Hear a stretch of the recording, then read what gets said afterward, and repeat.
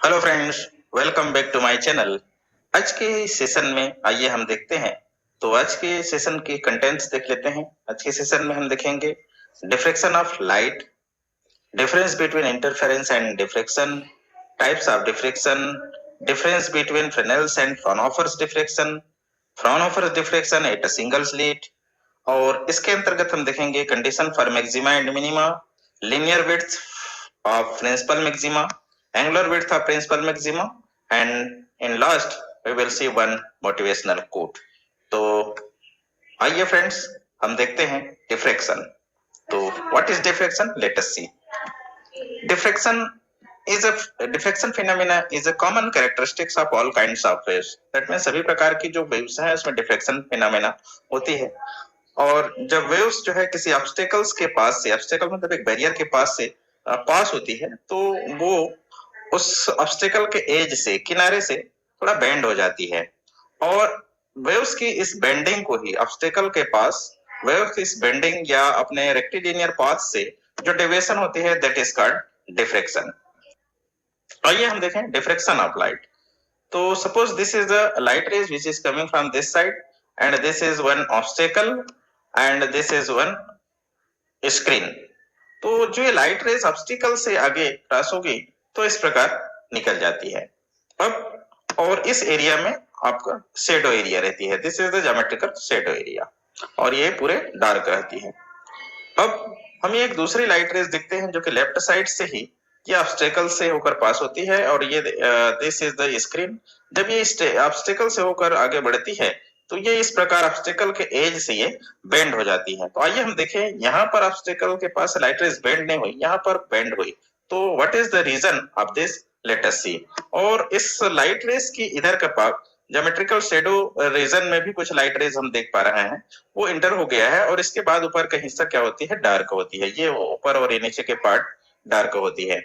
तो आइए हम देखें कि डिफ्रैक्शन ऑफ लाइट में लाइट जो है इस ऑब्स्टेकल के द्वारा बेंड हो रही है, और उससे पहले वाले जो ऑब्स्टेकल देखो उसमें बेंड नहीं हो, इसका रीजन क्या है? तो when light falls on obstacle or a small aperture whose size is comparable with the wavelength of light, the light bends around the corners of the obstacles or apertures and enters in the geometrical shadow. Light जो है ये उस obstacle या small aperture जिसकी size जो है light wavelength के comparable होती है, उस उससे लाइट जो है थोड़ा सा बेंड हो जाती है और ज्योमेट्रिकल शेडो एरिया में एंटर कर जाती है। तो बेंड होने के लिए जो ऑब्स्टेकल की साइज है वो वेवलेंथ, जो लाइट की वेवलेंथ है उसके कंपेरेबल होना चाहिए। यदि इसकी साइज बड़ी होगी तो लाइट रेज बेंड नहीं होती है। इस कारण से यहाँ पर लाइट रेज इस ऑब्स्टेकल में बेंड हुई, इससे पहले वाले ऑब्स्टेकल में बेंड नहीं हुई। तो इसी बेंडिंग ऑफ लाइट को ही हम डिफ्रैक्शन ऑफ लाइट कहते हैं। तो friends, this is the definition of diffraction of light, and the intensity distribution on the screen is known as the diffraction pattern। और ये इंटेंसिटी डिस्ट्रीब्यूट होती है इस स्क्रीन में, एंड उस पैटर्न को हम डिफ्रैक्शन पैटर्न कहते हैं। Now let us see difference between interference and diffraction. तो these are the difference between interference and diffraction. Let us see. Interference is the result of interaction of result coming from different wavefronts originating from the same source। अब interference क्या होती है? Same source के, यहाँ पर same आएगी, same source के light rays के जो वेवफ्रंट है उसके अलग अलग पार्ट से जो वेवफ्रंट प्रोड्यूस होती है उसके इंटरेक्शन के कारण इंटरफेरेंस प्रोड्यूस होती है। जबकि डिफ्रैक्शन में, diffraction is the result of interaction of light coming from different parts of the same wavefront. जो सेम वेवफ्रंट के डिफरेंट पार्ट से आने वाले जो लाइट है उसकी इंटरेक्शन के कारण ये डिफ्रैक्शन होती है। Interference fringes may or may not be of the same width। Interference fringe जो प्राप्त होती है वो सेम हो सकती है, उसके विड्थ जो है सेम हो सकती है या नहीं भी हो सकती है। Diffraction fringes are not of same width, जबकि डिफ्रैक्शन के केस में डिफ्रैक्शन फ्रिंज सेम विड्थ की नहीं होती है। Regions of minimum intensity are perfectly dark. जो इंटरफेरेंस के केस में मिनिमम इंटेंसिटी के जो रीजन होते हैं वो परफेक्टली डार्क होती हैं। Points of minimum intensity are not perfectly dark, जबकि डिफ्रैक्शन के केस में मिनिमम इंटेंसिटी के सभी पॉइंट्स जो है परफेक्टली डार्क नहीं होती है। इंटरफेरेंस में देखें, all bright bands are of same intensity. जितने भी ब्राइट बैंड्स होते हैं वो सेम इंटेंसिटी की होती है, जबकि डिफ्रैक्शन के केस में all bright bands are not of same intensity. तो this friends, this are the difference between interference and diffraction. Now let us see the types of diffraction. There are two types of diffraction. First one is Fresnel's diffraction and second one is Fraunhofer diffraction. Now let us see about Fresnel's diffraction. So friends, with the help of this figure, we can describe the Fresnel's diffraction. In this diffraction, this is the diffracting aperture and this is the point source and this is the screen. In Fresnel's diffraction, the distance of source and screen from the diffracting aperture is very limited. Therefore, there is no need to additional lens to focus the light rays in this diffracting aperture or in screen. Now let us see Fraunhofer's diffraction. In Fraunhofer diffraction, distance of light source and screen is very far from the diffracting aperture. Therefore, the two lenses is required to focus the light sources in Fraunhofer's diffraction. Now let us see the difference between Fresnel's and Fraunhofer's diffraction. So friends, this is the difference between Fresnel's and Fraunhofer diffraction. Let us see Fresnel's diffraction. In this case, the source of light or screen are usually both are at finite distance from the diffracting aperture. But in Fraunhofer diffraction, source of light and screen are effectively at infinite distance from the diffracting aperture. In Fresnel's diffraction, there is no lenses are required, but in Fraunhofer diffraction, two lenses are required. In Fresnel diffraction, the incident wavefront is either spherical or cylindrical, but in Fraunhofer's diffraction, incident wavefront is plane. So friends, these are the difference between Fresnel's and Fraunhofer's diffraction. Now let us see Fraunhofer's diffraction at a single slit. So suppose this is a slit AB and this is a light source, this is a screen, this is a lens L1 and this is lens L2. Friends अभी हमने देखा कि Fraunhofer diffraction में दो lens की जरूरत पड़ती है, क्योंकि फ्राउनहोफर डिफ्रेक्शन में जो एक स्लीट है उसे लाइट सोर्स और स्क्रीन के डिस्टेंस को इनफाइनाइट एज्यूम किया जाता है, तो लाइट को फोकस करने के लिए यहाँ पे दो लेंस की जरूरत पड़ती है और यहाँ L1 L2 दो लेंस है। अब ये जो लाइट रेज लाइट सोर्स से इंसिडेंट होती है इस प्रकार और लेंस L1 के द्वारा इस सिंगल स्लिट AB पे फोकस किया जाता है। जब ये सिंगल स्लिट A से कुछ लाइट रेज सीधे निकल जाती है और सीधे निकल के इस प्रकार स्क्रीन के पॉइंट O प्राइम पे फोकस होती है लेंस L2 के द्वारा। अब कुछ लाइट रेज क्या होगा, इस स्लिट से बेंड हो जाती है ड्यू टू डिफ्रेक्शन। इस प्रकार मान लेते हैं ये कुछ लाइट रेज थीटा एंगल पे बेंड हो रही है, डिफ्रेक्ट हो रही है। तो थीटा एंगल पे डिफ्रेक्ट हो रही है और थीटा एंगल पे डिफ्रेक्ट होने के बाद ये इस प्रकार आगे बजाती है और आगे जाकर ये स्क्रीन के पॉइंट P पर फोकस होती है। तो इस प्रकार हम देख पा रहे हैं कि ये लाइट रेस थीटा एंगल पे डिफ्रेक्ट हुआ और थीटा एंगल पे डिफ्रेक्ट होने के पश्चात लेंस L2 के द्वारा स्क्रीन के पॉइंट P पर फोकस किया जाता है। तो हम मान लेते हैं ये पॉइंट O जो स्लिट के मिड पॉइंट है, वहां पर हम एक यूनिट विड्थ का स्लिट एज्यूम करें और पॉइंट O से x डिस्टेंस पे हम यहाँ पर dx विड्थ का एक स्लिट एज्यूम करते हैं और यहाँ पर हम देखते हैं कि स्लिट C से हम एक नॉर्मल ड्रॉ करते हैं इधर और वो नॉर्मल मान लेते हैं क्या है, वो M है, इस लाइन पे नॉर्मल ड्रॉ करते हैं। तो इस प्रकार फ्रेंड्स हम ये देखते हैं कि स्लिट C और स्लिट O से जो मूव करने वाला लाइट रेज है वह C और पॉइंट M के बाद आगे इक्वल डिस्टेंस ट्रेवल करेगा, तो दोनों की पाथ डिफरेंस होगा पॉइंट C और पॉइंट O से ट्रेवल करने वाला लाइट रेज वो इस OM के इक्वल होगी। तो आगे हम OM की वैल्यू कैलकुलेट करके पॉइंट C और पॉइंट O से चलने वाले लाइट रेज के बीच की पाथ डिफरेंस प्राप्त करेंगे। तो फ्रेंड्स हमारा ये फिगर कंप्लीट हुआ। आइए हम देखते हैं इसका डिस्क्रिप्शन। तो जो पॉइंट O है वहां से जो लाइट रेज पॉइंट P पर प्रोड्यूस हो रहा है उसके कारण पॉइंट P पर जो डिस्टरबेंस प्रोड्यूस होती है उसका एम्पलीट्यूड सपोज कैपिटल A है, and then the disturbance caused at point P by the wavelet from unit width of the slit at point O is. अब इसका मतलब क्या, इसमें क्या हम बता रहे हैं कि पॉइंट O पर पॉइंट C पर जो यूनिट विड्थ के स्लिट के कारण जो डिस्टरबेंस प्रोड्यूस हो जाता है वो suppose y is equal to A cos omega t है।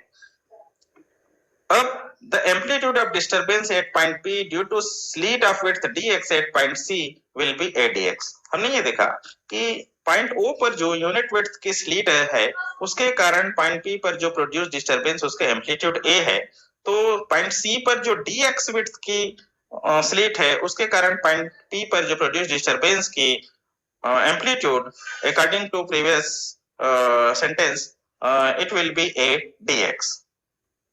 और path difference between wavelets coming from point O and C at point P is, अब पॉइंट C और पॉइंट O से आने वाले जो लाइट रेज हैं, वेवलेट्स हैं, उसका पॉइंट P पर जो पहुंच रही हैं उनके बीच की पाथ डिफरेंस हमने पहले बताया कि दैट इज OM, और OM की वैल्यू क्या होगी, x sin थीटा। यदि ये एंगल थीटा है तो this angle will also be theta, therefore OM is equal to x sin theta.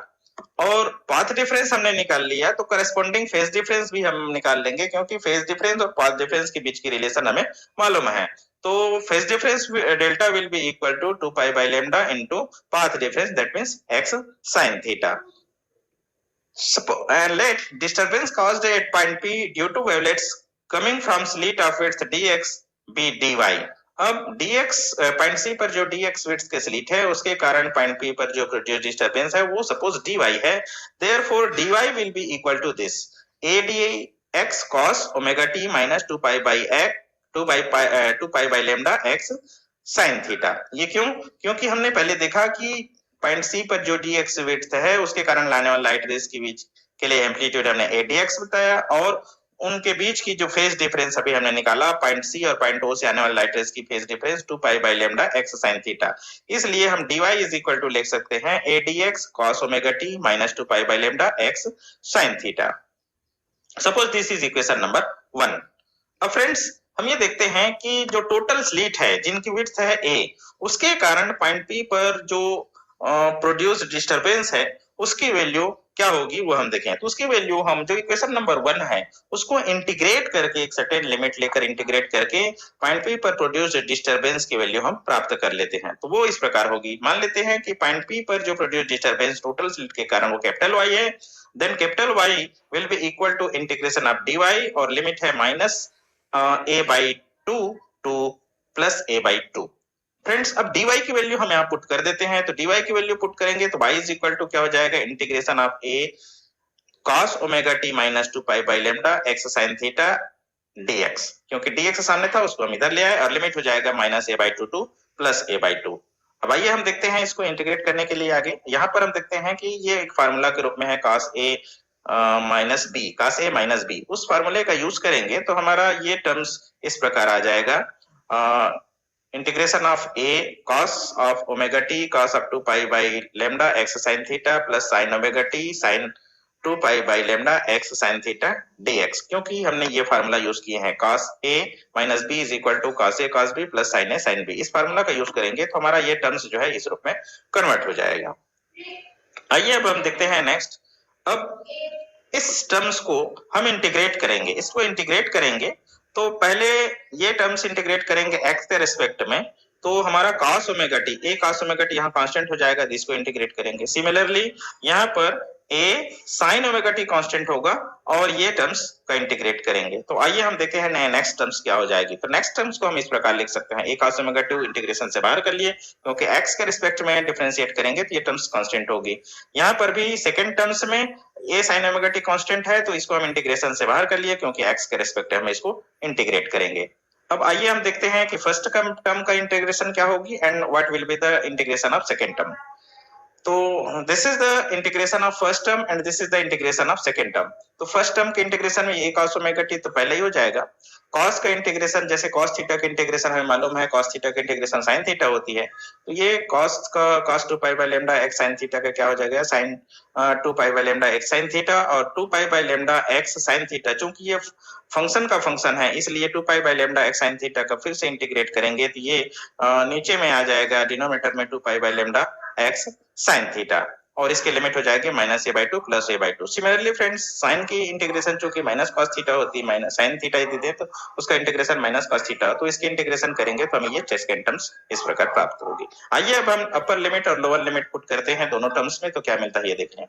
तो फ्रेंड्स ये अपर लिमिट पुट करेंगे और लोअर लिमिट पुट करेंगे तो हमारा ये फर्स्ट टर्म इतना प्राप्त होगी। यहाँ पर हम देखते हैं a cos ओमेगा t या 2 pi by lambda x sin theta constant है, इसमें लिमिट पुट करने की जरूरत नहीं, इसलिए हम इसको 2 pi by lambda sin theta को बाहर निकाल लें तो ये मिल जाता है हमें a cos omega t upon 2 pi by lambda sin theta, और इसमें x की जगह में a by 2 upper limit put करेंगे तो हमारा ये हो जाता है sin pi a sin theta by lambda.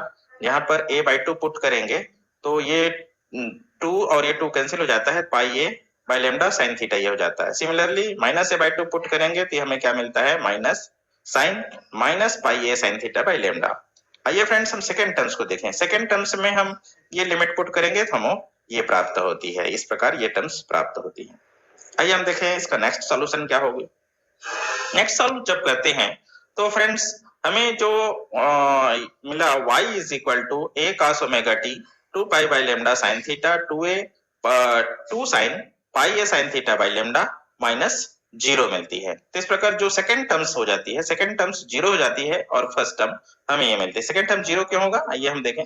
यहाँ पर हम देखते हैं कि ये साइन माइनस थीटा ये क्या हो जाता है, माइनस साइन थीटा, तो यहाँ पर एक माइनस है और यहाँ से माइनस आ गया तो ये माइनस माइनस प्लस हो जाएगा, तो ये दोनों ऐड हो जाएंगे तो हमें ये टर्म्स मिलेगा।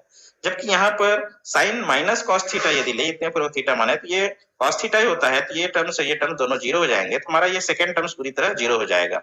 तो हमारा जो आगे सॉल्यूशन होगा उसमें केवल ये फर्स्ट टर्म के पार्ट्स आएंगे और फर्स्ट टर्म के पार्ट्स इस प्रकार प्राप्त होते हैं।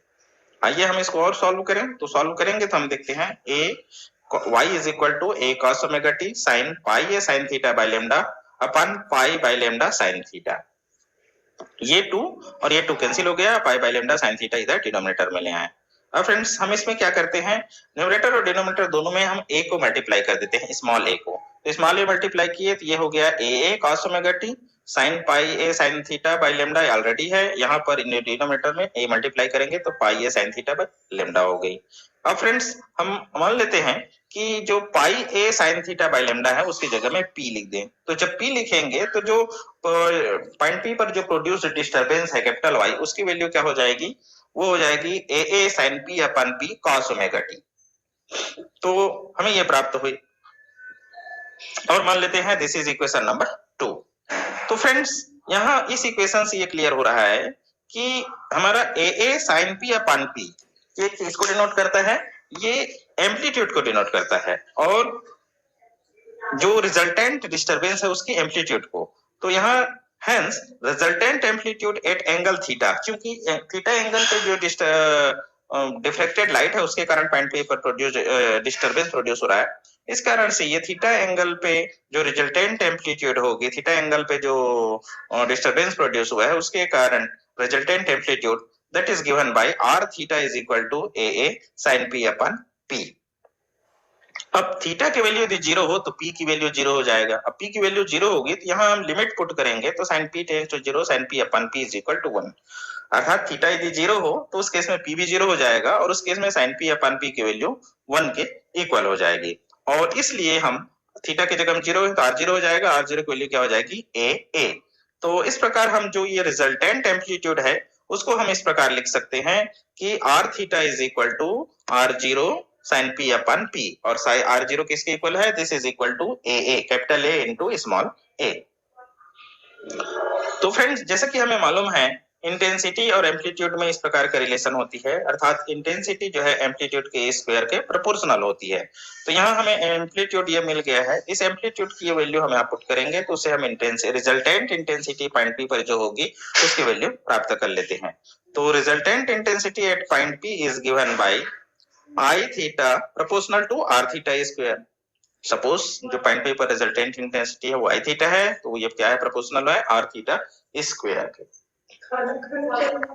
अब प्रोपोर्शनलिटी साइन को हम हटाएंगे तो के उसके लिए कांस्टेंट हम यूज कर लेंगे, ये प्रोपोर्शनलिटी कांस्टेंट है, तो I theta is equal to K R theta square. अब आर थीटा की वैल्यू यहाँ हम पुट करेंगे तो I theta is equal to K R 0 square sine P upon P whole square होता है। आइए अब देखें फ्रेंड्स कि थीटा इज इक्वल टू यदि 0 हो, फिर से हम देखें तो p इज इक्वल टू 0 हो जाएगा और उस केस में sin p अपन p 1 हो जाएगा और इस प्रकार I0 की वैल्यू किसकी इक्वल हो जाएगा के R0 स्क्वायर की। तो इस प्रकार जो रिजल्टेंट इंटेंसिटी है एट पॉइंट P उसको हम इस प्रकार लिख सकते हैं I theta is equal to I0 sin p upon p whole square. तो friends, suppose this is equation number 3 and this gives the resultant intensity at point P।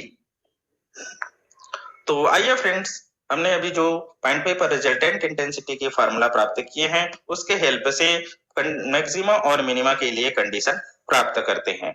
तो at maxima and minima, that means जब intensity maximum हो या minimum हो तो उस condition में यदि इंटेंसिटी को with respect to P differentiate करें तो हमें 0 मिलती है। तो इस कंडीशन के आधार पर हम मैक्सिमा और मिनिमा की कंडीशन प्राप्त करेंगे।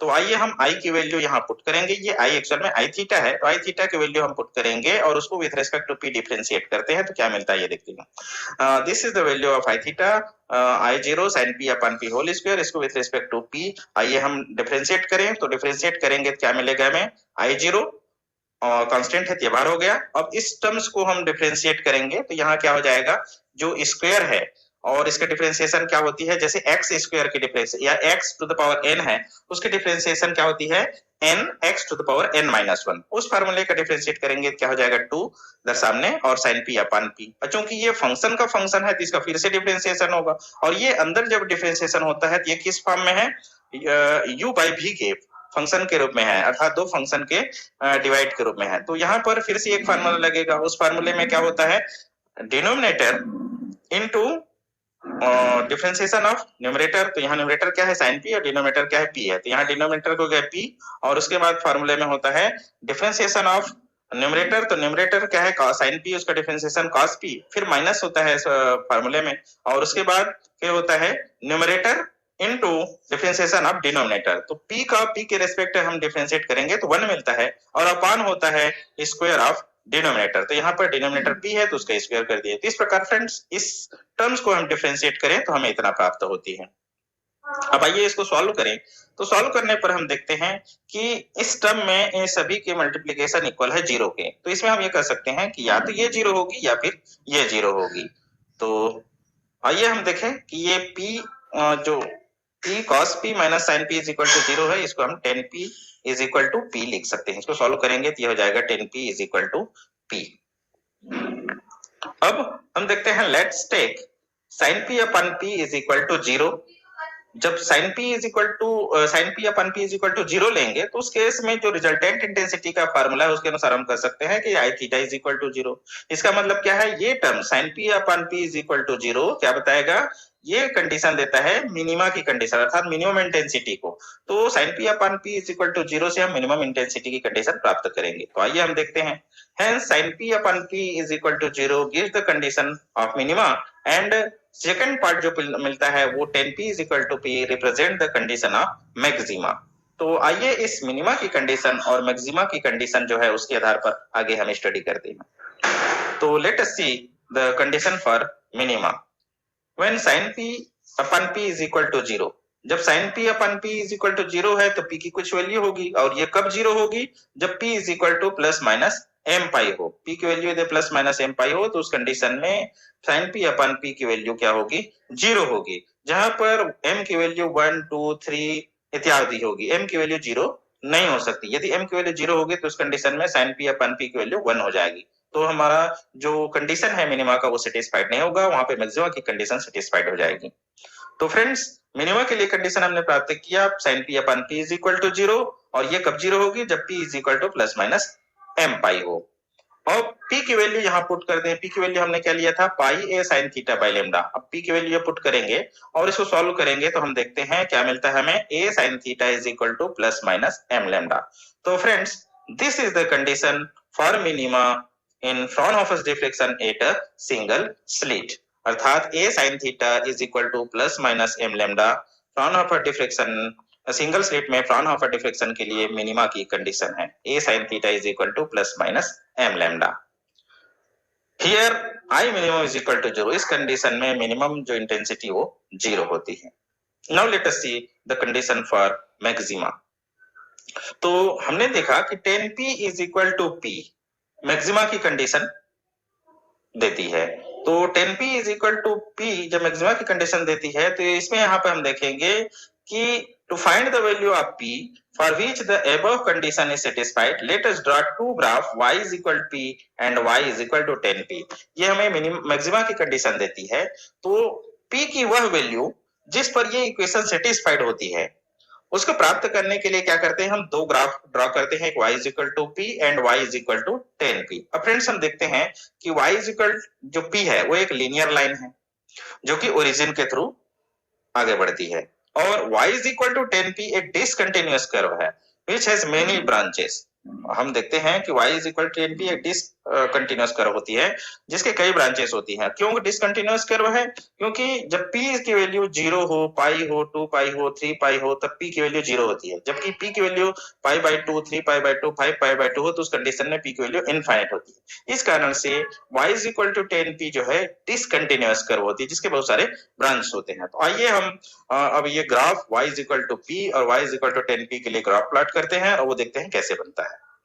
तो फ्रेंड्स ये y is equal to p और y is equal to 10p के लिए ग्राफ को रिप्रेजेंट करता है। यहाँ पे ये ब्लू लाइन है y is equal to p को रिप्रेजेंट करता है जो कि इस ओरिजिन से होकर जाता है, और ये लाइन जो ये डिसकंटिन्यूअस कर्व है ये y is equal to 10p के लिए ग्राफ को रिप्रेजेंट करता है। और हम फ्रेंड्स यहाँ पर ये देख रहे हैं कि ये दोनों graph y is equal to p और y is equal to 10p आपस में इस पॉइंट पे, इस पॉइंट पे, इस पॉइंट पे, इस पॉइंट पे और इस पॉइंट पे कट कर रहा है। दैट मींस हम ये देख सकते हैं ये कौन से पॉइंट पे कट कर रहा है, ये लगभग कौन सा पॉइंट है, ये हम देखते हैं ये पाई है अर्थात 2 पाई बाई 2, तो ये 3 पाई बाई 2, ये लगभग किस पॉइंट पे है 3 पाई बाई 2, और ये 5 पाई बाई 2, लगभग ये 5 पाई बाई 2 के पास में ये एक दूसरे को कट कर रहे हैं। इसी प्रकार ये 0 पे कट कर रहा है। यदि दूसरे साइड में देखें तो -3 पाई बाई 2, -5 पाई बाई 2, इस पॉइंट पे ये दोनों जो कर्व हैं, दोनों ग्राफ हैं, वो एक दूसरे को कट कर रहे हैं। तो इस पॉइंट पे जो p की वैल्यू है वही y 10p is equal to p जो इक्वेशन है उसको सेटिस्फाई करेगा।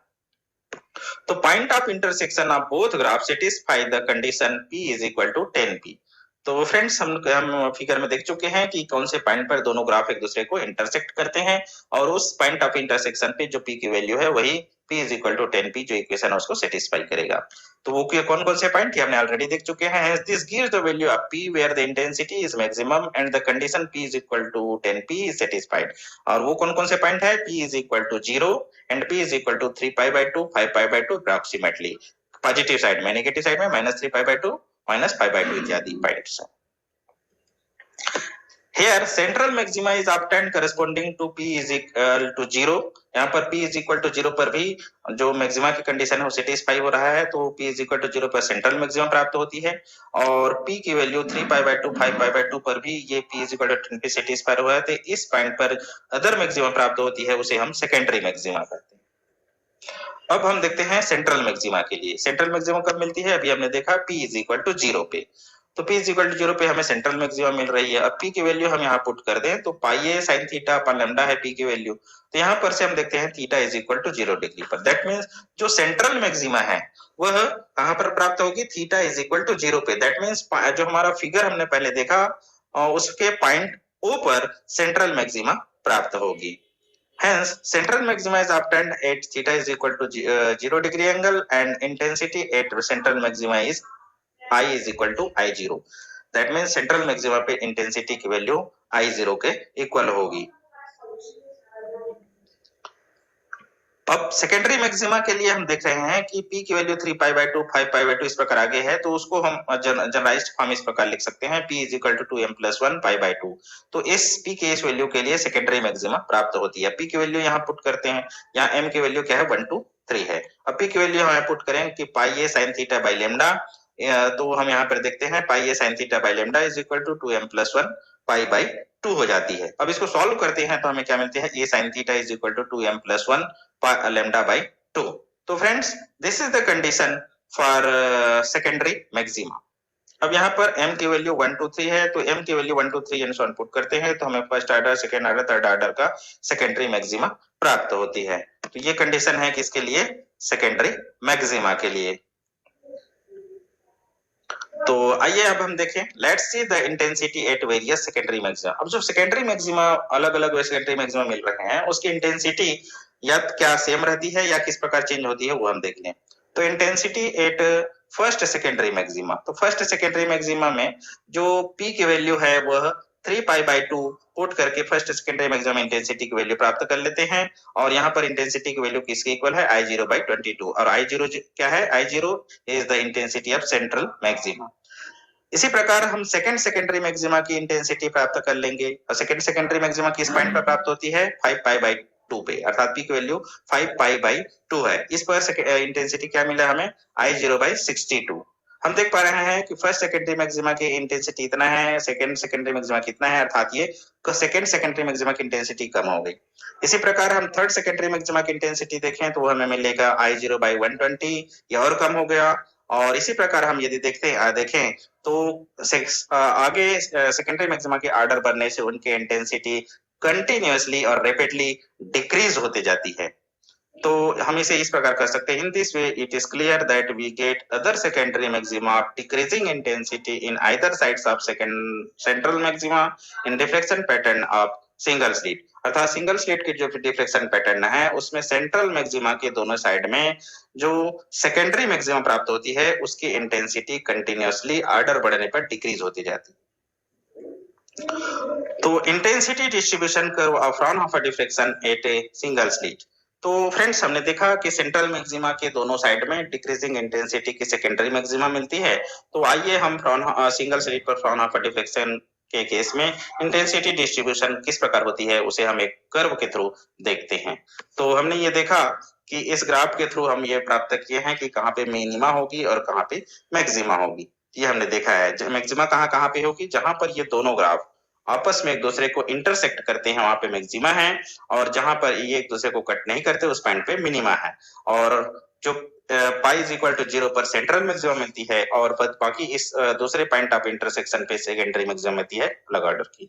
तो इसके अनुसार जो इंटेंसिटी डिस्ट्रीब्यूशन कर्व है वो इस प्रकार होती है, ये पॉइंट 2 है और इस प्रकार ये इंटेंसिटी डिस्ट्रीब्यूशन कर्व है फ्रॉनहोफर डिफ्लेक्शन सिंगल स्लिट के केस में।